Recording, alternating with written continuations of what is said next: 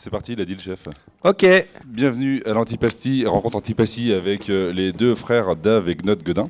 Les rencontres en fait Antipasti, ça se décline de manière un peu chronologique.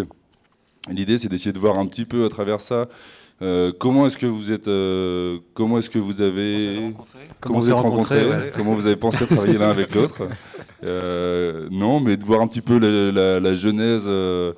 De votre parcours en fait, voir les premières envies de dessiner, de voir comment vous travaillez aujourd'hui, tout ça. Ce qu'on aime bien ici depuis un an maintenant, enfin pour la deuxième édition au festival, c'est on a choisi d'aborder un thème à chaque fois et ça nous semble plus intéressant d'aller chercher des travaux et des démarches en lien avec le thème que forcément des travaux d'actualité. Voilà. Voilà. Okay. Oui, et on s'est dit que pour aborder cette année la grande famille, chercher des auteurs qui travaillent en famille et qui parlent souvent de famille, ça nous paraissait pas une mauvaise idée en fait. C'est pour ça que vous êtes invité. C'est pas une bonne. Okay. Oui, j'avais compris que c'était pour ça. Il y a une certaine logique. Oui, oui. Donc on va commencer avec les travaux les plus anciens. Avec donc là, c'est une œuvre. C'est de qui? C'est de moi, je crois. Alors là, c'est deux œuvres de Dave, je crois. Ouais. Quand on a reçu ça, il y avait des légendes, c'était marqué celle-ci avait beaucoup de détails et celle-ci c'était la première censure, je crois. Ouais, non, ça m'a fait. Parce que en fait, pour l'Antipasti, j'ai recherché chez mes parents des vieux dessins et j'ai trouvé des carnets que nous faisaient faire nos instits de l'époque et j'ai trouvé ce dessin barré parce qu'il n'était pas dans le bon sens dans le carnet et j'ai trouvé ça, mais enfin, ça me. D'une violence. Aberrant, quoi. Je me dis, mais comment. Oui, c'est violent, quoi. Je censure d'un dessin parce qu'il n'est pas dans le bon sens, quoi. Alors qu'il est bien, moi je le trouve. Je le trouve super. Ouais. Ça, c'est 31 mars de quelle année à peu près? T'as quel âge là? T'es tout petit, je pense. 74. Ouais, bref. 78, 60. Un truc comme ça. Ils n'étaient pas tous datés. Hein. Enfin, il y en avait très peu qui étaient datés. Il y a souvent le jour, mais ouais, pas l'année. Ouais. Et puis j'aimais bien l'autre dessin parce que de voir que les mains, il y avait autant de doigts. Enfin, j'aimais bien. C'est un râteau et ses pieds binettes ou je sais pas quoi. Il y a aussi des dessins de Gnod. Ah, ça c'est moi. Et alors, on a fait un tri, on a reçu plein de choses. Ouais. Là, tu vas peut-être nous expliquer ce que ça représente. On voit une petite foule. Je me souviens très bien je me souviens très bien de ce jour-là. Ce contexte. Pas du tout, en fait. Je me souviens de rien du tout. Je ne sais même pas quel âge j'avais. Mais je trouvais qu'il y avait une narration dedans. J'ai l'impression qu'il y a des gens sur un bateau et puis ça vole et puis c'est foufou. Il y a des attaques et un nuage qui n'a rien à foutre là. Et avec des soucis anatomiques quand même déjà assez développés. Alors ce ne sont pas des bites, ce sont des pagnes. Ce sont des pagnes. Ce sont des pagnes. Ok, on ne s'était pas posé la question. Mais... À plusieurs franges. Et comment tu te rappelles de ça? Pourquoi ce serait pas des testicules? Parce que je vois pas pourquoi ça serait des testicules. Je veux dire, je sais pas. C'était pas centralisé. Parents, non, ça arrivait plus tard. Oui, on va le voir par la suite. Après, c'est vrai que tout ça, c'est un peu prétexte à la même question. C'est est-ce que pour vous, en fait, vous étiez des gamins qui dessinaient un peu comme tous les autres, un peu moins, un peu plus? Comme tout le monde qu'on interroge sur les dessins. Moi, je pense que c'est tout le monde dessine en fait. Oui, tout le monde mais dit, ouais, j'ai commencé tout petit. Il y en a qui s'arrêtent pas. En fait, c'est ça, je crois, la différence, c'est qu'il y en a qui s'arrêtent pas. Oui, il n'y a pas du tout eu de pause maternelle, primaire, collège. Il n'y a jamais eu de vraie pause. Non. On va un peu avancer. Alors, c'est chronologique, hein, c'est ce que je disais. Là, on voit que vous avez un peu grandi quand même. Alors, à gauche, c'est David. Et à droite, c'était moi. Et alors... Avec mon ego en bas à droite. Ouais. Déjà à l'époque. Ça, c'est quoi? C'est au collège? Au lycée, je crois. Non, c'est collège. Collège, ouais. Ah oui, c'est le collège. journal du collège, ouais. Toi aussi, je pense. Ouais. Voilà. Moi, c'est collège. C'était l'été. On faisait des trucs l'été. Et ça avait quel rôle le dessin pour vous? Parce que comme tu dis, il y en a qui arrêtent. Et là, vous êtes plus tous à dessiner. Donc, si vous dessinez pour vous, vous montrez déjà ça aux autres dans la classe ou... Oui, ouais, déjà, ça nous permet d'être acceptés par les autres dans la classe. Ouais, il n'y a pas que ça. Non, il n'y a pas que ça, mais... je sais pas, on était fans de BD, là ça se voit, là ça sent le Franck Margerin en haut, c'est assez évident. Ouais. Moi c'est Maester, mais ça se voit pas trop. Mais j'étais jeune. Un petit peu quand même. Ouais, un truc quand même. Ouais. Ouais, ça me faisait penser à Carmen Cru, moi. Un peu. Eh ben grave, c'était ça, Carmen Cru. En fait, c'était pas Maester. Non, pas Carmen Cru. Maester, elle a fait un autre personnage avec une vieille, et c'était Sœur Marie-Thérèse des Batignolles. Ah oui, d'accord, ok. Pour resituer. Dans vos influences, tout fluide, c'était des trucs que vous lisiez pas mal. Fluide glacial a beaucoup servi. Au début, ouais. Ça Ouais. traînait Après, chez un peu vous moins. ou, Comment? C'était des magazines qui arrivaient chez vous par les parents ou c'était... Non. On les achetait d'occasion dans les foires. Mais il faut dire qu'on était, ouais, on a vraiment dévasté la bibliothèque de nos parents. Enfin, nous, on était des gamins de la BD, quoi. Hmm. On nous emmenait chez des gens. Il fallait pas chercher à nous occuper. S'il y avait une bibliothèque, c'était bon qu'on pouvait rester l'après-midi à lire des BD, quoi. Ou à Carrefour, on nous laissait aussi pareil. Ouais, on nous laissait sous les tables. il y On avait se des mettait tables à sous les l'époque. tables et puis on lisait. Et puis maman venait nous récupérer après les courses. Parfait. Et justement, tu disais les gamins de la BD, en fait, nous, il y a un truc qui nous surprend toujours un peu. Alors là, on a continué certaines illustrations, et puis après, on trouve justement de la bande dessinée. Et en fait, ça, c'est toujours je trouve qu'il y a comme tu dis, il y a un premier filtre, les gamins qui continuent à dessiner, et après, il y a un deuxième filtre, c'est ceux qui veulent faire de la BD. C'est encore une autre démarche quand même que le dessin Ouais. pur, quoi. Moi, et je ça, pense- vous avez envoyé plusieurs planches quand même l'un comme l'autre de Ouais. bande dessinée. Après, moi, je pense que j'ai fait de la BD en réaction à David, qui était là avant et qui a fait de la BD avant. Parce que je suis l'aîné. Et qui va expliquer pourquoi il a fait de la BD. Et pourquoi alors? Bah moi c'était pour me défouler pas mal parce que en fait notre père était très autoritaire et moi je supportais pas du tout son autorité et du coup c'était un moyen pour moi de m'exprimer, de en mettre plein la tête et je profitais de la venue de gens chez nous pour des repas ou machin pour leur dire ah regardez ma BD et c'est là que mon père découvrait ces BD là et pouvait pas faire autrement que faire ah c'est très drôle mais voilà. Mais il m'a dit des années après que ça l'avait fait grandir, que ça l'avait que c'était un peu quand même des Le punchs, message quoi. passait, quoi. Ouais, le message passait quand même. Par rapport à cette histoire-là, on a compris aussi que quand il y avait des gens, donc il fallait certaines conditions, quand il y avait des gens, bah, lui aussi, en fait, il était dans l'humour, notre père.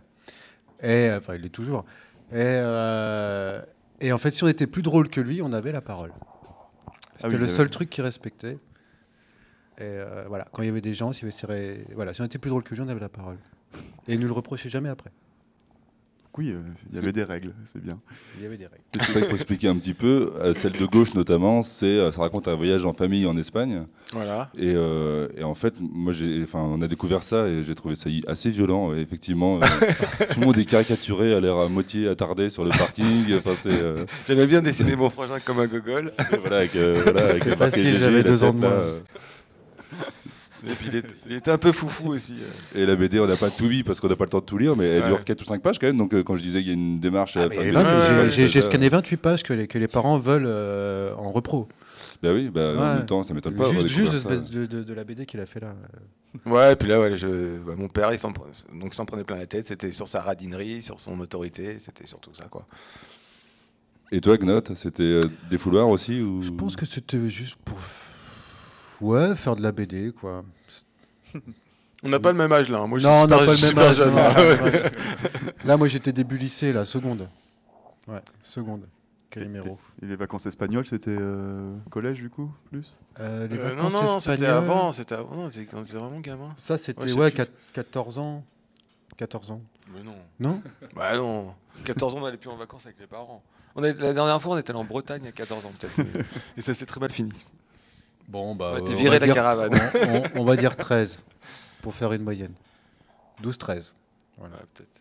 Et ensuite, on a mis des travaux qui sont là, pour le coup, plus vieux, qui nous permettent de poser un peu la question de comment est-ce que votre envie de dessin, qui est au collège ou au lycée, qui est un passe-temps en fait, enfin qui peut, j'imagine, déborder sur les cours, mais qui reste un passe-temps, comment est-ce que après vous avez envisagé de transformer ça peut-être en activité ou d'abord juste en faire des études sans penser à l'activité derrière? On l'a jamais traduit en tant que truc professionnel jusqu'à longtemps après le bac pour David et moi une année. Une année après le bac, en fait, j'ai bien raté mon doc de maths et on n'avait pas de confrontation avec d'autres gens. On est de la campagne et personne n'avait passé de concours pour les écoles d'art. Et après mon année de doc de maths, quelqu'un l'avait fait. Et donc on avait un point de comparaison et un mec qui faisait de la musique, quoi. Mais sauf que nous, on dessinait beaucoup plus que lui. Et il était pris. Non, puis nos parents voulaient pas du tout qu'on fasse ça, quoi. Non, ma mère... Ma mère voulait que je sois un stit comme elle. On n'était pas... Ils nous voyaient pas du tout. Elle n'était pas très directive, mais elle avait des phrases du genre l'argent fait pas le bonheur. Mais le manque d'argent fait assurément le malheur. Voilà, Ouais, des c'est un peu trucs insidieux. de ce genre-là Mais qui faisaient réfléchir aussi. Mais... Elle a fait pendant des années, même après les Beaux-Arts, c'était la même. Oh, jamais on aurait dû vous payer des études comme ça. Jamais on aurait dû vous payer des études comme ça. On a galéré, machin, etc.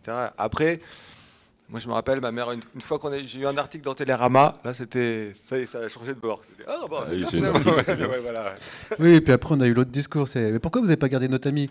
Mais ça, c'était bien plus tard. Oui, parce que le pseudo, Ouais, il est arrivé quand Notre vrai nom, oui. Le pseudo, il est arrivé quand, en fait? Eh ben, il est arrivé bien avant les Guedins. Ouais, non, c'était aux Beaux-Arts. Moi j'arrêtais pas de dire. Ah, c'est Guedin. Enfin, ce terme me faisait trop marrer, donc je sais pas, c'est devenu Dave Guedin. Donc lui, il est devenu Dave Guedin. Et moi, j'étais juste Gnot. J'ai dû rajouter Gnot Guedin, du coup. Voilà. Il n'y en a qu'un, du coup, comme Arnold Schwarzenegger. Ça ne veut rien dire. Mais... Et en Comme termes ça. de cursus, vous avez suivi des formations similaires, du coup, artistiques? On Dans était la aux Beaux-Arts même ensemble. classe. Ouais. On C'était était dans la même classe. Dans la même C'était le classe. bordel. C'était productif, ça? Bah, on faisait le jour et là. C'était du la pouvoir. pluie et le beau C'était temps dans la classe. ouais, c'était du pouvoir. Si on parle en même temps, ça va être chaud. Hein. Bah, parce que c'est la distance entre le micro et... Ouais. Et ouais, et puis quoi? Non, je sais pas. Après, lui, il a continué. Moi, j'en avais marre. Enfin, j'ai fait les Beaux-Arts le premier cycle, et puis lui, il a continué aux Arts Déco. de Non, j'étais Strasbourg. contraint de continuer, sinon je faisais l'armée.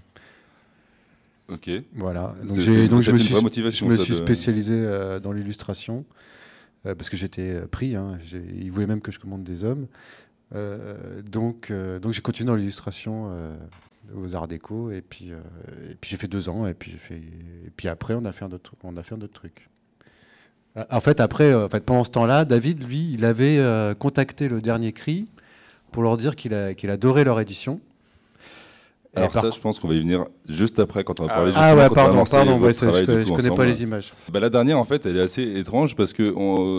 Alors après, il y a eu plein d'envois d'images. On les fait beaucoup travailler, les auteurs, pour préparer l'antipastille. Et le premier, j'ai eu une seule image sur vos influences. Et du coup, on a gardé juste celle-là parce qu'on l'a trouvée assez étonnante. Après, on a reçu plein de trucs, beaucoup plus plein d'idées de lecture, plein de choses qui vous ont marqué comme lecture. Mais on a eu quand même cette page-là qu'on a trouvé étonnante parce qu'on va le voir ensuite. Il y a plein de visuels que vous avez déclinés après dans cet esprit-là. On voit tout de Voilà, suite, ouais. effectivement, les... En fait, le truc, c'est que moi, j'adorais les images des photos, les photos des années 50, comme ça, très stéréotypées, machin. Et j'avais piqué le bouquin aux Beaux-Arts, à la bibliothèque des Beaux-Arts, machin. Et en fait, quand on s'est retrouvés on nous a donné l'opportunité de faire un livre à 2. Et voilà, moi, je voyais que ça comme base pour partir faire un truc commun, quoi. D'accord. Donc, voilà. Bah en fait, lui avait le Parce- bouquin et moi j'avais des photocopies et on s'était entraînés tous les deux, chacun de son côté. Voilà. Moi, on m'avait dit que je faisais pas du réalisme, du coup j'avais entendu que je savais pas en faire, donc du coup ça m'avait vexé. Et donc, du coup j'en avais fait, puis on avait rajouté des gags comme quand on avait 12 ans, et puis qu'on mettait au blanco des trucs sur Ouais, les c'était ça. télé-loisirs. Retrouver l'esprit de ce qu'on faisait quand on était gamin à 2, quoi. Parce qu'on se tapait des après-midi. On a juste entières à rajouté se quelque marrer. chose à l'exercice, en fait. C'était un exercice. Sauf que les copains rigolaient plus là-dessus que sur ce qui nous prenait vraiment du temps. C'était vexant, mais il fallait le noter. Et ça, c'était une volonté, quand tu dis, Dave, de retrouver l'esprit quand vous dessiniez ensemble à 12 ans, ou ça s'est imposé vraiment naturellement, vous êtes mis autour de la table Ouais, je sais plus comment c'est venu, mais on s'est dit, bah tiens, on a ça comme base. En fait, on a posé tous les dessins sur une table, et puis on a fait, tiens, bah, il y a ça en commun. Mhm. Voilà. Donc il y a quand même il y a un truc un peu construit, c'est pas juste un plaisir de bosser ensemble, c'est aussi l'idée de voir ce qui est commun graphiquement. On dans savait notre travail, qu'on quoi. avait un bouquin à faire ensemble. Donc, du coup, on s'est retrouvés pour voir ce qu'on faisait qui se ressemblait. Et puis voilà, que ça ressemble. Enfin, c'était le principe. C'était quand on était gamin et qu'on prenait des télé-loisirs à maman, et ben on rajoutait des bits partout, on écrivait des gags à 2 balles et puis on se les montrait. Et puis voilà, si l'autre pouffait de rire, on avait gagné. Et en fait, sur le même principe, on prenait ces images-là, on rajoutait des gags et on le proposait à l'autre. Et si l'autre pouffait, ben voilà, c'était gagnant. C'est pareil, même s'il disait ouais, mais quand même, non, trop tard, t'as pouffé, c'est mort, c'est validé. Ça allait très vite, d'ailleurs. Ouais. Un week-end, un bouquin. Ouais, on s'enfermait parce qu'on n'habitait pas dans la même ville. On Ouais. était à Orléans, après à Oui. Nantes. Oui. Et du coup, on s'enfermait des week-ends entiers à faire que ça, quoi. Ouais, il fallait être efficace, quoi. Et Ça fumer peut des être fait en pétards. quelques jours. Ah ouais, c'était Ouais. juste l'idée. Et puis, ouais. Alors, on va passer maintenant à... Ouais. Alors en fait, on a fait un premier gros mur un peu de vos premières parutions et certaines plus récentes, mais communes. Ouais. Et après, on s'est permis 2 focus sur 2 ouvrages sur lesquels on avait envie d'insister un petit peu. D'accord. Et donc là, votre première parution, c'est ça, c'est celui-là, c'est Les les frères Couillu, les frères Godin n'existaient pas. Et donc on n'avait pas encore de nom. Ouais. On n'avait pas de nom.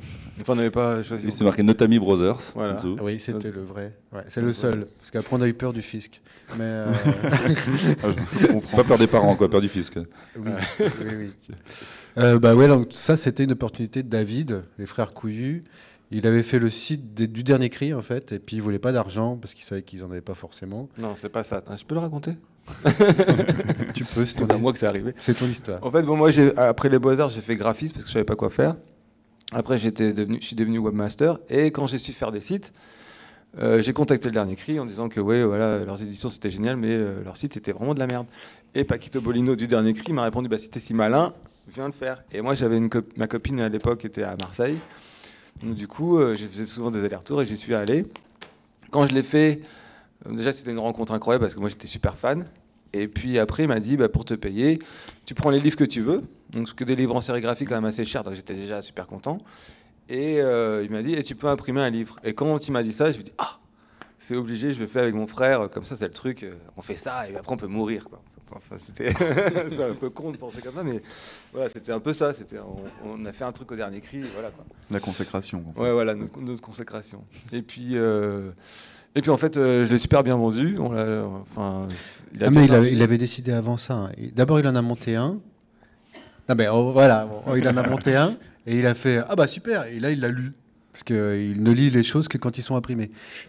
Voilà, c'est Paquito Bolino. Et là, parfait. Le prochain, vous le faites au dernier cri. Voilà, comment ça s'est passé. L'histoire complète à 2 voix. Voilà. Mais c'est vrai qu'on sent que Paquito Bolino et puis l'esprit de l'édition Le Dernier Cri, ça a été un truc un peu marquant quand même dans votre parcours à partir de là. Vous avez retravaillé plusieurs fois avec lui d'ailleurs. Plein de fois. La dernière production, c'est celui-là, c'est Jeu de cette famille, je crois, c'est ça? Ouais. Avec moi, j'ai refait un truc tout seul. Toi, tu as fait le nudisme power. Ouais, voilà, ouais. Mais voilà, il y a eu plusieurs collaborations et après, ça s'est fait naturellement en fait. C'était un plaisir de bosser avec lui. Lui, il aimait bien, ça s'est fait comme ça. Ouais, c'est ça. Puis après, on a fait un peu d'auto-édition aussi. Parce qu'on s'est dit, ouais, c'est pas mal comme système. Ouais. Pour aller sur des stands dans des festivals et avoir des choses produites par nous-mêmes aussi, c'était cool, quoi. Ouais, donc le testicule, là, la vraie échelle, c'est un A6. C'est tout petit. Et là, la démarche de cette édition, c'était quoi? C'était de porter vos trucs vous-même Ouais. Oui. Ah, puis aussi, le dernier cri, on était invités dans des festivals de fanzines. Mais du coup, on n'avait pas beaucoup de choses à vendre. On n'avait pas beaucoup d'exemplaires, donc on s'est créé nos propres trucs et puis voilà. Il y avait 32 pages, hein, c'était pas cher à produire, c'était pas cher à vendre, c'était parfait. Et ensuite, donc du coup, il y a, je crois que c'est ça en premier, les frères Guedin, avant Love Stories, je sais plus. Ouais, avant Love Stories, ouais. Pour les frères Guedin, donc c'est Charrette l'éditeur. Et donc on avait fait plusieurs petits livres au dernier cri, mais qui étaient épuisés vite parce que c'est des petits tirages. Et je connaissais Charrette, ils avaient fait des trucs avec Tanks et avec Rika, machin, plein de petits recueils comme ça de livres de dessins en noir et blanc. Et je l'avais contacté en lui disant, pareil, un peu au culot, comme avec le dernier cri. Je lui ai dit, bah écoute, nous on aime bien ce que tu fais, tu veux pas nous faire un petit bouquin? Et puis il m'a répondu, bah ouais, ça serait bien, mais là je suis booké sur 1 an, machin, j'ai pas le temps, et j'ai pas forcément les fonds. Et je lui dis, ah, si c'est une histoire de fonds, nous on met la moitié de l'argent, on prend la moitié des stocks et on vend nous-mêmes. Et le mec m'a dit, mais toi t'es un fou, quoi. Je lui ai dit, ouais, je suis un gueudin. Et puis il me dit, bah attends, je te recontacte. Et puis 1 mois après, il nous éditait en fait, et ça avait bien marché, et puis voilà. Et vous avez vendu la moitié du stock que vous avez acheté? Non, on l'a pas fait finalement, on a fait normal, quoi. Ça l'a vexé en fait. Ouais. Mais il n'avait pas l'habitude que les auteurs prennent le pas sur l'éditeur, quoi. Ouais, en même temps, dès le départ, c'est aussi. On l'avait déjà fait, ouais. C'est aussi vous qui allez voir les gens, vous êtes vachement proactifs. Oui. L'histoire du site internet, c'est assez rigolo. Oui, puis si on veut personne, on l'édite tout seul. Donc, oui. Et après, on a mis Accord Solitude, on retrouve le dernier cri, là on trouve une autre collaboration avec Même Pas Mal. C'est Même Pas Mal qui nous avait contacté pour le coup pour faire une BD. D'accord, là c'est venu d'eux en fait. C'est la première BD ensemble. Ouais. 2011. Et c'est là que, en fait, moi je me rappelle, j'étais en train de faire mon jogging et cet éditeur m'appelle, me dit oui, on avait sorti le livre. Et il me dit oui, il y a Catherine Ringer qui veut qui nous a demandé votre contact parce qu'elle voudrait faire un clip avec vous. Je fais ouais, c'est ça la blague, je la connais. Et puis en fait, elle voulait vraiment faire un clip avec nous. Il a même pas cru que Catherine Ringer, elle a dû chanter au téléphone. Non. Pour prouver que c'était elle. Bah si, c'est ça. Comment tu romances? Non, je l'ai pas forcé à chanter. Là, c'est juste quand elle a chanté, j'ai fait c'est tout. Là, on parle du livre donc Punk 103 qui est en fait un tirage papier du clip qui a été sorti chez Le Dernier Cri. Et c'est vrai que là du coup c'est peut-être un basculement quand même parce que vous vous retrouvez avec une lumière sur vous. Oui, on savait que ça allait être soudain. Oui. En fait, ça changeait quelque chose que ça allait venir et repartir. Ça a été un peu compliqué parce qu'on on voyait pas ça de la même façon, tout à fait. Non. On s'était un peu disputé à l'époque. Nous deux. Bah ouais. Ah peut-être. Ouais. Mais est-ce que votre nom il est un peu sorti parce que c'est vrai que nous, vu de l'extérieur, on associe le nom des frères Godin à un truc très très indé. Alternatif, underground, dans le mot qu'on veut. Ça le reste. Catherine Ringer, c'est un peu moins ça. Donc il y a une confrontation qui est. Est-ce que du coup, c'est quelque chose qui pour vous, ça a changé quelque chose d'une manière ou d'une autre? Est-ce que derrière votre nom a plus circulé? Est-ce que vous avez l'impression que. On a eu des commandes. Et le truc, c'est qu'après, les commandes ont évolué. C'est-à-dire que. On a eu une grosse commande et puis et la personne nous a contacté tard ensuite pour faire les choses, nous a donné les contraintes tard. Moi, il se trouve que je suis prof à plein temps. Et puis c'était voilà, et puis ça multiplie les choses par 3 au niveau des rendus. Bon, il a dit non. Et puis ce que ça a changé, c'est que voilà, on allait à la radio avec Catherine Ringer, c'était la classe quoi. Donc c'est vrai qu'on a eu un peu plus c'était un peu plus facile de parler de nous quoi. Après moi je suis vraiment resté sur les livres. Quand je suis déçu par un livre, ça peut être Catherine Ringer, je m'en fous. Tu veux dire quoi là? Il est pas bien ce livre. Normalement c'était Le Dernier Cri qui fait la mise en page, il est mort. Ah pardon. Faut garder le micro devant la bouche ou dire des choses. Ah pardon. Non mais ouais, je pensais que c'était Paquito Bolino qui allait faire la mise en page et puis. Non, c'était le réalisateur du clip. Il est mort? Bah ouais, il est mort, le pauvre. Mais il avait déjà bien. Cancer des testicules. Donc en fait, oui, le montage était compliqué au final et ça vous a pas complètement.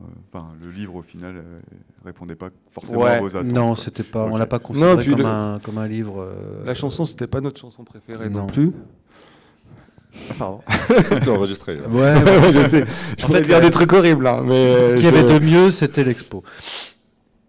D'accord. Où on n'a pas pu vendre des originaux. Où on a failli perdre nos originaux. Ouais. Non, c'est pas ça. Non, ça a été très compliqué en fait. Catherine était adorable. C'était une femme d'affaires, on va dire, pour résumer les choses. Par exemple, pour l'expo des dessins, elle nous a dit bon, bah voilà. Je lui ai dit, mais on les met à combien les dessins, à ton avis? Donc on a fait une expo montant en l'air après le clip. Elle me fait je sais pas, j'ai pas envie de les vendre. Bah non, mais Catherine, ce sont pas tes dessins, quoi. T'as payé la propriété intellectuelle. Enfin, t'as payé l'usage. La reproduction. Voilà. Pour le clip. Mais ça reste nos dessins. Elle dit, je suis pas sûr. Faut que je vois ça avec ma comptable et tout. Je fais, attends, là, on est dans un bar. T'as bu un café. Tu te barres pas avec la tasse. C'est pareil, quoi. J'ai oublié un peu de pédagogie. Voilà. Et enfin oui, du coup, on va clôturer un peu. On va clôturer ça. Pour bisous Catherine. Bisous Catherine. On te salue chaleureusement.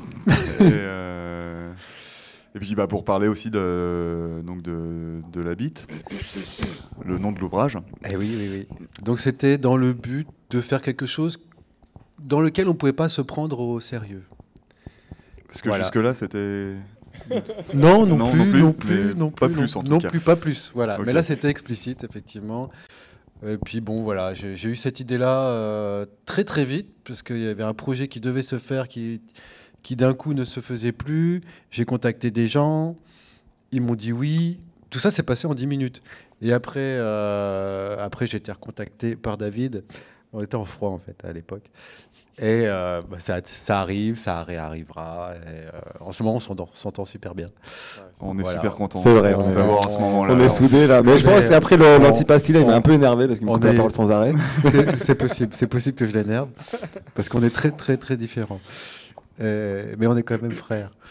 Et d'ailleurs pour la bite, donc c'était une édition à la base qu'il faisait avec d'autres personnes, mais il m'avait pas invité quoi. Non, parce que moi, dès le départ, si vous voyez l'historique, je l'ai invité tout de suite. Et ton nom est pas sur la couve d'ailleurs. Mais non, je suis dedans parce que l'imprimeur lui a dit il reste 5 pages.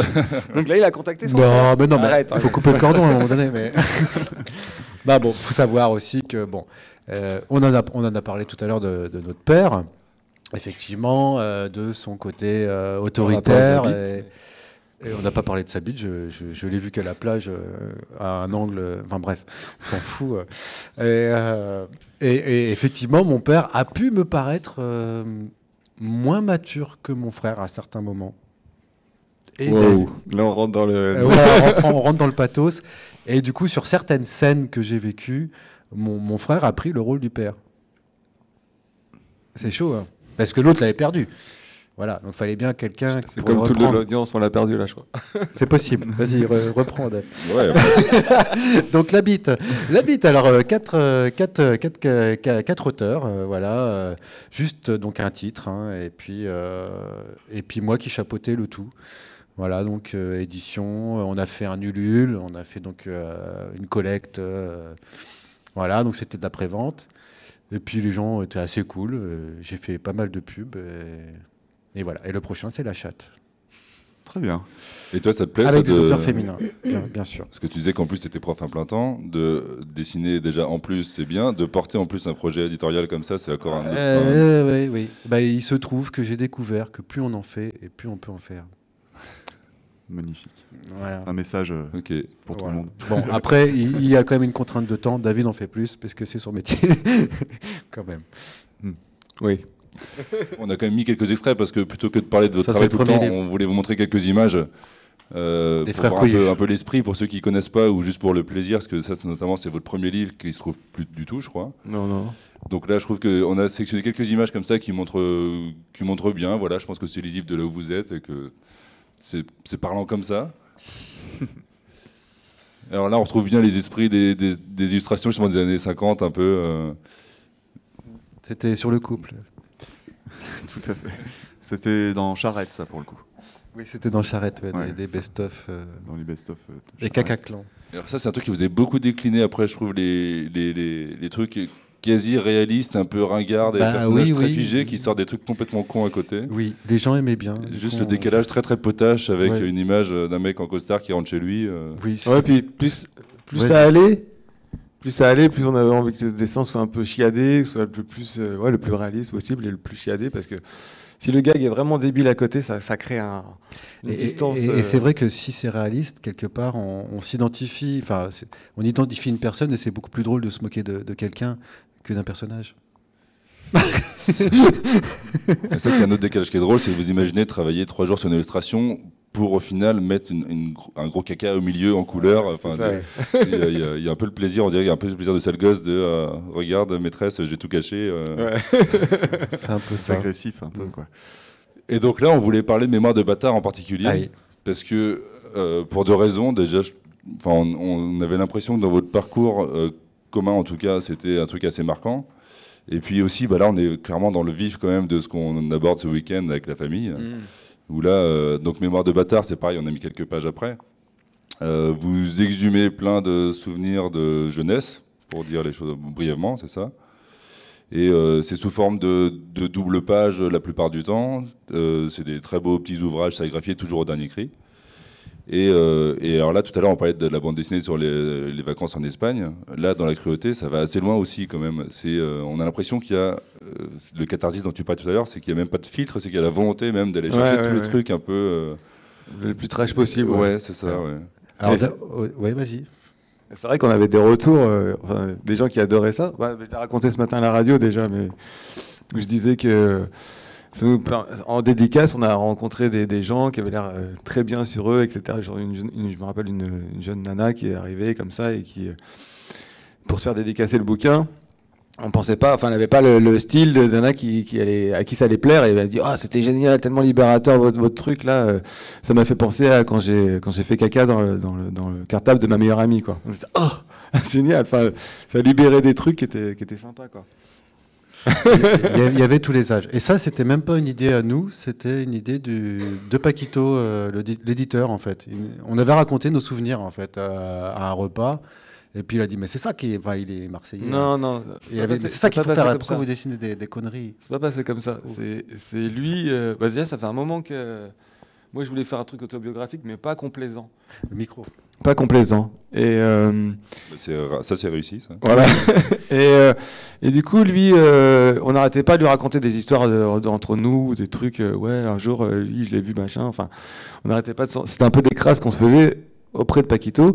Et puis, il a dit, bon, arrêtez de me raconter vos conneries. Et puis, faites un livre, quoi. Mais il a toujours fait ça, en fait, Paquito. C'est un peu lui. Il a été un moteur quand même dans notre parcours, quoi. Et du coup, oui, enfin, l'idée, c'est de montrer finalement qu'une part de l'enfance, mais la plus honteuse, quoi. La plus honteuse, ouais. Ouais.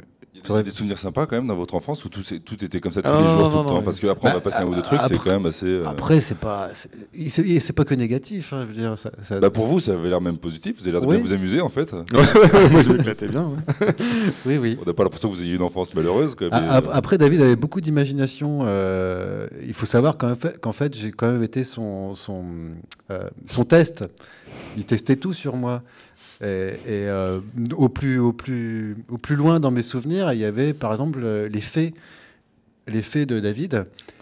Et David, en fait, du coup, il avait plusieurs David. C'est ce qu'il m'avait fait croire. Il y avait David costaud, il y avait Davina, il y avait David super intelligent. Il y avait David, et à chaque fois, donc il partait, il revenait, et c'était un autre David. Je mettais des chaussettes dans mes bras. Non, mais lui, il était super naïf. Hein. Lui, c'est super naïf. Parce qu'il avait 3 ans, non ouais. Hein, non. Parce qu'il avait 3 ans. Non, il n'avait pas 3 ans. Il m'a foutu la honte une fois parce qu'on était là à un anniversaire, et il a commencé à dire mon frère, il a des fées. Hein. Je dis, ferme ta bouche. J'ai vu qu'avec lui qui pouvait croire ça. Donc comment il m'a fait croire des trucs et des machins, et même des fois j'ai eu limite une attaque parce qu'il m'avait fait croire qu'il avait vu un crime. Une fois on était dans une caravane tout seul à dormir là-dedans, et puis il me fait comme ça, alors je doutais, je me dis mais non t'as pas vu ça. Ah mais non, ouais t'as peut-être raison, j'ai mal vu. Juste pour me faire douter davantage, tu vois. Puis après, il est là. Voilà. J'ai juste vu un truc qui brillait, des gens qui se poursuivaient, et puis bref. Et donc du coup j'ai dû lutter, et la vraie façon que j'ai eue de lutter, c'est de lui montrer comment je pouvais, moi, manipuler des gens devant lui. En allant parfois même plus loin que lui, parce que j'avais pas forcément le but de pas me faire prendre. Lui, oui. Mais moi, j'avais pas forcément ce but-là. Donc ça, par exemple, c'est une histoire à moi. Et on a fait marcher dans la merde à des gens... des enfants. On en était aussi. Hein. Mais c'était un peu plus jeune. C'est ça que c'est souvent ça les histoires. Il y a des conneries que vous avez faites, ouais. Et il y a aussi souvent d'aller s'amuser à manipuler les gamins. On avait des enfants qui venaient en fait et qui étaient assez énervants parce qu'on nous utilisait en fait comme nous on était un peu plus âgés comme animateurs, en fait ou comme babysitter carrément. C'est-à-dire qu'ils venaient manger chez nos parents, ils prévenaient pas, ils venaient à l'heure du repas ou juste avant pour avoir l'apéro. Hein, et nous, on s'occupait de leurs enfants, tu vois. Donc du coup, formidable, quoi. Il n'y a pas un moment où ils étaient hyper chiants, les gamins. Il n'y a pas un moment où ils ont réalisé que l'idée était peut-être pas si bonne que ça. Bah si, là, par exemple, ils n'ont pas réalisé puisque l'enfant en question s'est pris une baffe par sa mère. Voilà, mais effectivement, ils étaient assez énervants. Après, le truc, c'est qu'ils avaient quand même l'esprit de contradiction. Et par exemple, si tu leur disais, bon, bah, t'assois pas sur mon lit, il est fait, et tout ça, bon, il s'asseyait sur ton lit. Mais si tu disais, juste derrière, t'assois pas par terre parce que j'ai ciré à mort, je veux pas que tu sois par terre, je veux que ça brille, il s'asseyait par terre. Donc c'était assez facile, finalement, de les manipuler. Alors là, on a mis celle-ci, alors désolé, qui est un petit peu floue au milieu dans la gouttière, mais qui nous intéressait parce que quand on lit ça, on se demande un peu c'est quoi vos limites en fait. Là, en fait, alors les limites déjà dans ce que vous faites, ça limite c'est votre vie privée, mais nous, ce qui nous intéresse parce que vous faites de l'illustration et des livres, et vos limites dans ce que vous voulez montrer aux gens, quoi. En plus, le pire, c'est que celle-là, je l'ai réutilisée pour faire une BD dans Arg, il écrit Arg, mais ça n'a rien à voir. Bah, je sais pas. Explique-toi, David. Ça, en fait, c'est de la provoque où vous vous rendez pas compte que ça mélange des trucs quand même. Dans un livre, ça peut. Oui, non, mais je sais, mais c'était, voilà, je t'ai dit un livre pas complaisant, voilà, c'était le cas. Enfin, Je sais pas, à l'époque, je crois que j'avais des fantasmes sur l'église. J'avais fait mon catéchisme et tout, et puis j'avais tout un rejet du truc. Donc je sais pas, ça m'excitait de faire des trucs dans des églises. Après, il y avait toujours le truc de dire, quand ça choquait quelqu'un de notre entourage, c'est mon frère. On échangeait, voilà, c'était moi, même si c'était nous c'était à nous que c'était arrivé, on disait que c'était à l'autre. Tu vois, il y avait un principe quand on disait, qu'on se montrait les gags au début avec les photos des années 50, si l'autre pouf, on peut pas, le dessin est validé. Et ben là, c'est pareil, c'est pas d'autocensure, quoi. Oui. Si on commence à se dire, mais non, ça je peux pas raconter quand même, machin, t'as été surpris par un curé en train de faire l'amant dans une église, c'est quand même grave. Et non. Et on connaissait, on connaissait en général les pires histoires de l'autre. Donc du coup, on pouvait le pousser à les raconter. Juste pour être clair, dans Mémoire de bâtard, c'est tout est vrai. Tout est vrai. Tout est vrai, ouais. Tout est vrai, d'accord. C'est bien de le préciser quand même. Des fois, on se pose la question. Une fois de temps en temps, on se redemande. Quoi. Et la réception familiale, du coup, de ces livres Nos parents, ça fait un moment qu'ils nous prennent pour des zozos, donc finalement, c'est très bien. Il y a eu un travail de toute une vie, finalement. Oui, on était trentenaires, on n'était plus sous leur tutelle. Et voilà, ça les a juste surpris. Mon père a été surpris que c'était si édulcoré. Lui, il pensait qu'on était pire que ça. Sur lui, en tout cas. Ah oui, en ce qui le concerne. Oui, en le concernant. Mais il a lu que ce qui le concernait. Mais c'est vrai. Moi, je me posais une question aussi, c'est que j'ai l'impression que souvent, on parle de filtres et de ce qu'on veut montrer au lecteur. Le regard de la famille, en général, c'est quand même assez important, surtout des parents. Et est-ce que vous, le fait de bosser ça entre frères, du coup, ça aide à assumer le truc face aux parents? Parce que il y a l'autre qui est dans le même cas de figure, en fait, c'est les mêmes parents, et l'autre, c'est... Oui. Il y a ça aussi, ça marche, ça? Ah bah oui, ça marche, oui. Oui, ça marche. Oui, c'est sûr. Oui, c'est sûr. On est deux, donc... Et puis c'est vrai qu'une fois que c'est couché sur le papier... T'es libéré de quelque chose. C'est vraiment une thérapie. Ces deux bouquins-là, c'est vraiment une thérapie. On a appelé nos proches, nos parents, pour savoir, parce qu'il y a quand même des trucs, ça commence, on avait 4 ans. Donc du coup, on a appelé pour savoir ce qui s'était passé effectivement sur ce truc-là ou autre, quoi. Et puis aussi, on s'est concerté avec le frangin. Donc on a fait une thérapie à deux, quoi, en faisant des bouquins. Il y a beaucoup de secrets, par exemple un truc comme ça, là où il y a des histoires de films de fesses pendant un réveillon de Noël avec les cousins. Ça, les parents, ils ont découvert tout ça, en fait. Vous avez vu quand même au fur et à mesure. Ah bah non, ils étaient là. Là, cette histoire-là, je pense qu'il la connaissait quelque part, parce que... Parce qu'effectivement, il finit dans la cuisine à la fin. On a appelé tous les adultes en disant oui, notre cousin, regardez. Mais ils se sont pas doutés qu'on avait fait un truc. Je pense pas qu'ils se soient doutés. Parce moi, j'attendais dans les chiottes. Je devais revenir, ou c'était toi qui devais revenir. Enfin bref, on avait fait tout un scénario pour que ce soit lui tout seul dans la cuisine, avec tous les gamins qui étaient beaucoup plus jeunes que nous, qui soient chopés devant un film de cul. Alors que nous, on revenait, mais qu'est-ce qui se passe? Et puis on a vraiment fait les prudes, en faisant non, mais qu'est-ce qu'il nous là, qu'est-ce qu'il regarde quand même, c'est pas bien. Hein. Oui, bah voilà, là, c'est vrai qu'on parlait un peu du rapport aux parents, et notamment la réception. Et là, typiquement, on est dans les relations mère-enfant. Parce qu'il n'y avait pas que l'église qui était intéressante, visiblement, à l'époque. Il y avait aussi son pendant diabolique. Et en fait, ce qui nous a beaucoup amusé dans ce que vous nous avez envoyé, c'est mettre en comparaison cette planche avec avec ça. Alors, on remonte en 91. Et en fait, on a eu l'impression que... Alors déjà, dans le message, on va prendre le temps de regarder un petit peu. Ça, c'était une lettre pour la fête pour la fête des mères. C'est ça. Un peu virulente, avec un portrait pas super sympa à côté. C'est vrai. Et en fait, nous, ce qui nous a amusé, c'est déjà dans le thème. 15 ans, 17 ans après, je vois exactement. Enfin, il y a toujours un acharnement que ce soit les parents. Ouais. Et en plus, même sur la construction, on a l'impression qu'il y a un ton qui était déjà un petit peu là. On s'est amusé à faire cette double page. En fait, alors, il ne s'agit pas de tout creuser à dire que tout était là en 91, c'est pas ça. Hein, mais on trouvait ça assez amusant de mettre les deux côte à côte. Mais on a une mère qui a beaucoup, beaucoup d'humour.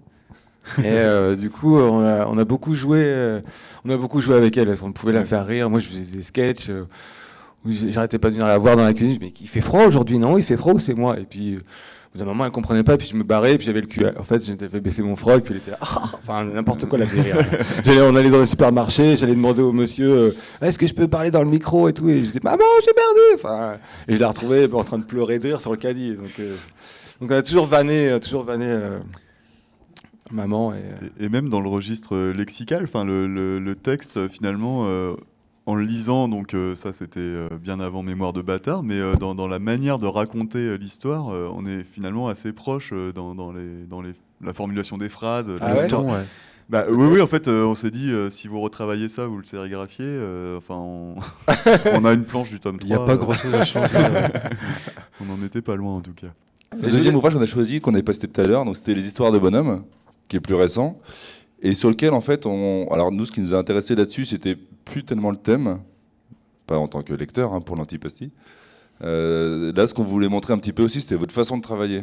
Et notamment la question, alors déjà on se pose cette question pour tous les auteurs, mais en plus des auteurs qui travaillent à plusieurs mains, on ne sait jamais trop, comme tu disais, des fois c'est facile, on peut se planquer, c'est l'autre qui a fait ça, on ne sait pas trop, et ça c'est une question qu'on se pose. Alors autant il y a des fois c'est clair, on reconnaît la patte de l'un ou l'autre, il y a des passages un peu hybrides des fois dans votre travail, et je trouve que la question est encore plus intéressante de savoir avec vous comment vous travaillez, et du coup on vous a demandé quelques étapes intermédiaires en fait, pour arriver à une planche définitive comme ça en noir et blanc, quoi. Donc là, on est toujours quand même dans une approche très réaliste, en fait, en reproduction. En fait, comme on a démarré avec du détournement, on a été obligé un petit peu de rester avec une part de photo, en fait, pour que les gens nous reconnaissent, tout simplement. Et donc, enfin ça, ça c'est vraiment dans l'esprit de ce qu'on a bossé ensemble, les frères Guedin. Donc c'était du détournement. Et donc là, au lieu de détourner des photos, on détournait carrément des romans photos entiers, quoi. Bah oui, En fait, c'est ça qu'on voulait vous montrer, c'est qu'en fait il y a des romans photos qui servent de storyboard pour derrière mettre en dessin, quoi. Voilà, avec des petits rajouts. De très mauvaise qualité, hein, quand même. Oui, c'est plus visible sur le dessin, finalement. Mais c'est marrant parce que moi, je n'avais pas forcément perçu cet aspect détournement qui était au cœur de votre relation de travail, quoi. Celui-là, c'est particulier, oui, effectivement, il est complètement dedans. Mais Si, ça a toujours, ça a toujours été ça. Oui, en fait, chaque fois qu'on a bossé ensemble, c'était du détournement. On remet la planche pour bien voir effectivement que la construction c'est exactement la même. Après, si vous mettez votre patte surtout sur les matières et tout, il y a un travail énorme, mais la construction elle est faite en fait vraiment avant. C'est clair. Pas de crayonné comme ça. Voilà, celui-là était très beau aussi avec Tataillé qui se balade là, dans les visages un peu déformés. Quand vous parliez tout à l'heure de week-end de boulot intense, là maintenant par exemple sur un ouvrage comme ça, c'est pas sur les BD. Ouais, vous n'avez pas besoin de vous retrouver.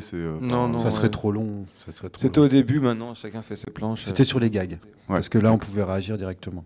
D'accord, il y avait ce besoin d'interaction où là, par contre, voilà. c'est. Puis là, moins physique, le simple fait d'être frères, faire un livre ensemble devenait logique, avec un thème, ça allait forcément ensemble. Parce que celui-là est plus récent, ça c'est de 2015, c'est 2015, ça, hein, ouais. Alors ensuite, on a mis ça. Alors là, du coup, c'est un ouvrage à toi personnel, Gnot, mais on trouve ça intéressant toujours dans cette démarche de voir un peu l'étape de construction pour voir qu'en fait là tu étais aussi sur des crayonnés beaucoup plus classiques. Bah oui, parce que en plus j'étais obligé puisque là je pouvais pas faire de storyboard genre dialogue machin, c'était que de l'action quasiment et je voulais faire un super héros, mon personnage de catch et du coup j'étais obligé de faire dessin par dessin et puis de monter tout derrière. Mais ça je l'avais déjà fait et je savais que c'était possible de tout monter derrière. C'était pas moins fluide finalement à la fin. Mais il y a un truc que je trouve intéressant, c'est que je trouve qu'on n'est pas dans tu cherches pas du tout la même chose. Autant avant, on est beaucoup sur la photographie, justement, il y a un truc assez figé. On parlait de réalisme ou de photographie, c'est vraiment le gag, la situation en fait. Et là, tout d'un coup, tu cherches beaucoup le mouvement, l'action. Enfin, donc ça a dû te changer un petit peu en fait. Une fois imprimé, donc un truc en plus, un ouvrage en sérigraphie avec beaucoup de trames et tout. Donc c'est quelque chose. Il y a une partie graphique aussi qui est très importante aussi derrière. Bah, c'est plutôt les premiers amours. Ça. Ouais, voilà, c'est ça ce que j'allais dire. Oui. Mais qu'on a moins vu. Les frères Guedin, c'est du tournement, et après ce qu'on fait nous, c'est pas forcément du tournement, quoi. Et effectivement, on s'est inspiré de photos, limite sur la fin de nos études, où c'est tardif en fait. On avait fait plein de trucs avant. Puis Gérald, il a un côté cartoon de toute façon depuis longtemps, quoi. C'est juste quand on a fait les frères Guedin qu'il a mis ce truc-là de côté. Même en dédicace, des fois, il fait des trucs qui n'ont rien à voir avec le bouquin d'origine. Alors ensuite, les Mignardises. Alors Mignardises, dans un parcours avec un seul auteur, une rencontre avec un seul auteur, on aime bien aborder ce que les auteurs font à côté, en parallèle, un peu de leur travail d'auteur proprement parlé. Là, on va pas pouvoir s'attarder beaucoup dessus, mais on trouvait ça intéressant de voir ce que vous faites justement individuellement. Là, c'est des travaux à toi, Gnot, plus ou moins récents. Donc on retrouve la bite dans laquelle tu as dessiné et puis que tu as porté, comme on disait tout à l'heure. Le Bastard Comics, qui est ta dernière parution. dont on vient de montrer un extrait. Et puis là, le petit terroriste. C'est marrant, il y a qui avait été créé en 2001. Là, tu avais retravaillé, c'est ça? C'était après le 11 septembre. D'accord. Alors là, on retrouve des collaborations avec Arg. Donc Arg, c'est un peu la même bande quand même que Même Pas Mal, et on est toujours un peu dans le même esprit. Et par contre, on trouvait ça assez amusant de mettre ça, parce que tout à l'heure, on parlait de milieux alternatifs. Et puis au milieu de ça, il y a un livre qui est passé chez Delcourt, et ici, un travail avec Ankama. Ouais. Ça s'est fait comment, ça? C'était un one-shot comme ça En fait, pour Colo Bredune, donc c'est une BD sur mon expérience d'animateur avec des handicapés mentaux et physiques. Et on l'avait fait en auto-édition en 3 volumes. Ça avait plutôt pas mal marché. Mais je me suis dit, il n'y a pas de raison que ce genre de récit, ça soit pas plus diffusé que ça, quoi. Et du coup, j'ai contacté les gens que je pouvais, quoi. Et en fait, c'est Trondheim qui m'a répondu le premier en une demi-heure. Il m'a dit, je veux ça, je veux faire ce livre et tout. Donc il a fait le recueil des trois livres. Il a dit aussi, je veux savoir la suite, parce que tu n'avais pas tout envoyé, je crois. J'ai envoyé les 2 premiers. Ouais, parce que je la lèche un peu quand même, quoi. Et puis lui, il a adoré. Et puis ils nous ont fait le recueil, mais je trouve que le recueil, il est moins beau que ce qu'on avait fait nous à l'origine, quoi. Et voilà. Non, mais c'est vrai que c'est un truc étonnant, d'autant plus que c'est dans une collection, enfin c'est la collection Shampoing chez Delcourt qui est... Enfin, il dénote un peu quand même. Oui, complètement. Ouais. Donc c'est assez amusant. En fait, on se demande s'il y a ce qu'il y a effectivement comme recherche. Alors là, tu viens un peu de répondre en disant que c'est une question d'une envie de diffusion, effectivement, de cette histoire en particulier. Ouais. Quoi. On me disait en plus, même dans les milieux alternatifs, il y a des mecs qui venaient me dire ouais, non, mais vas-y, tu fais une BD sur les handicapés, laisse tomber, c'est rédhibitoire, ça va plaire à personne. Des mecs avec des crêtes, je les citerai pas, mais je ne dirai pas qui c'est, mais j'ai quand même, justement, ça m'a donné encore plus envie de raconter ça, quoi, ce récit, parce que je trouvais ça intéressant, et pas que pour les éducateurs, même si j'étais content que les éducateurs dans le milieu du handicap me répondent, soient contents que j'ai fait ça, quoi. Oui, puis le handicap, c'est pas quelque chose d'exceptionnel. On vit quand même avec, quoi. Oui, non, mais ils pensaient que ça intéresserait personne, quoi. Et en fait, moi, je trouve que c'est intéressant de parler de ça. Et juste, moi, ça m'amène une question, c'est les foutages de gueule auprès des gamins quand vous étiez petits. Et je trouve ça assez amusant, parce qu'après, vous avez fait tous les deux pas mal d'animations. Là, tu parlais de public handicapé, mais il y a eu aussi beaucoup d'enfants. Enfin, là, on voit ton ouvrage notamment Don't Miss the Kids là, qui vient de sortir. Tu es Rockmout, un éditeur de Nantes. Voilà, exactement. En vente sur le stand. Là, c'est pareil, en fait. Je montre aussi comment je les vanne un peu, les gamins, et puis eux, ils me vannent aussi. Enfin, c'est moins. Ah ouais, non, mais là, clairement. C'est un peu malsain quand même. On sent que tu veux plus t'occuper d'eux que de foutre de leur gueule. Ah oui, normal. Clairement, là, c'est mon livre le plus mignon du monde. Et puis on était enfants quand on était méchants avec les autres enfants. En fait, t'es pas méchant, t'étais curieux. Taquin, voilà, taquin. Mais par contre, c'est vrai que d'expérience d'animateur, donc c'est pas la mienne dont je vais vous parler, mais apparemment, la plupart c'est pas rare qu'un colon, on va dire, dur à suivre, dur à prendre, dur en règle générale, deviennent animateurs. Ouais. C'est pas rare en fait. C'est assez courant. Parce qu'il sait à quoi s'attendre. En fait. Il sait à quoi s'attendre. Il y a ça. Et puis il sait manipuler les gamins aussi. Quelque part, utiliser le groupe, voilà. On a peut-être inventer. On a peut-être un peu moins peur des crapules quand soi-même on l'a été. Quand on est soi-même. On connaît les leviers. Oui, on connaît les leviers. Ouais. D'ailleurs, ça m'a déjà servi d'argument auprès de gamins. Je le raconte dans cette BD, un gamin qui faisait chier un autre, des ados, et le gamin qui faisait chier, c'était un peu une victime, et ça me faisait chier de voir des choses que moi j'avais fait plus jeune. Donc le persécuteur, j'ai commencé à lui dire non mais t'arrêtes parce que ça va pas le faire et tout. Puis je suis allé jusqu'à lui dire écoute, moi j'étais pire que toi, et si t'es pas sympa avec lui, je vais te faire la misère. Et le gamin est venu me dire je me suis énervé sur lui un jour parce que vraiment j'ai trouvé l'autre en train de pleurer à table, et j'ai fait non mais là c'est fini, là je te fais tes vacances, elles sont foutues, quoi. Et il vient me voir, il me fait non mais j'arrête de l'embêter, promis je serai sympa avec lui, machin, mais par contre tu me racontes toutes les crasses que toi tu faisais quand t'étais gamin. Et j'ai fait d'accord. Et tous les jours, je lui racontais des trucs. Et à la fin, au début, il était super mort. Il était mort de rire. Ça l'amusait beaucoup. À la fin, il dit je suis content de ne pas t'avoir rencontré à l'époque. Hein. Voilà, la peur, hein, le levier pédagogique, comme un autre, qui deux fois peut être utile. Ça, c'est le travail d'illustrateur, parce qu'effectivement, Dave, toi, tu es beaucoup plus productif en bande dessinée, mais Note, toi, tu as aussi fait pas mal d'illus. David aussi, en fait, on fait des illus, ouais, chacun de notre côté. On fait des illus, ouais. C'est parfois mieux payé que des bouquins, donc... Finalement. Donc, ouais, on les fait, quoi. On sent il y a aussi le plaisir. Enfin, tout à l'heure, tu parlais de fignoler les dessins au maximum. C'est des trucs super précis, des formats assez grands. Enfin, on sent qu'il y a le plaisir de se mettre dedans. La commande relance toujours ta création, quand même, parce qu'on va te demander des choses que tu fais pas. Et du coup, ça te renouvelle de toute façon. Donc, vaut mieux y répondre, de toute façon. Ouais, vous même si tu n'en as pas besoin. Quand c'est sous commande, au contraire. Quand même, il y a eu un fonctionnement quand même entre nous. Parce que lui était moi, j'étais au Beaux-Arts, il disait, toi, t'es classique et moi, je suis baroque. Et en fait, le fait de travailler ensemble comme ça, je pense que j'ai apporté un peu de baroque dans son travail et lui a apporté un peu de classique dans le mien. On a été obligé de pour que ça se ressemble un petit peu, quoi, que ça soit pas trop différent. Ah oui. Alors là, c'est une semi-blague. C'est pour montrer qu'il y a aussi... En fait, on trouvait que cette photo, elle mélangeait plein de choses. Elle mélangeait le plaisir des peluches, le plaisir de faire du dessin en public, le plaisir des tatouages. Ça mélangeait plein de trucs à côté. Alors, c'est une photo pour faire tous les à côté d'un coup.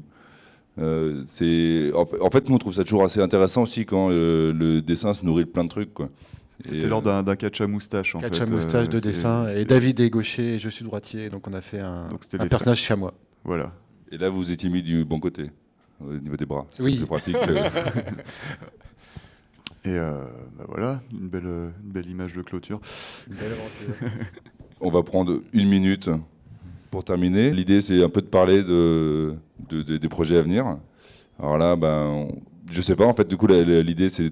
Tout à l'heure, tu disais que c'était un peu vieux, les projets qu'il y avait entre vous. Finalement, quand on creuse, on a l'impression que c'est un peu un fil rouge depuis que vous avez dessiné, que les derniers sont pas si vieux que ça, quand même.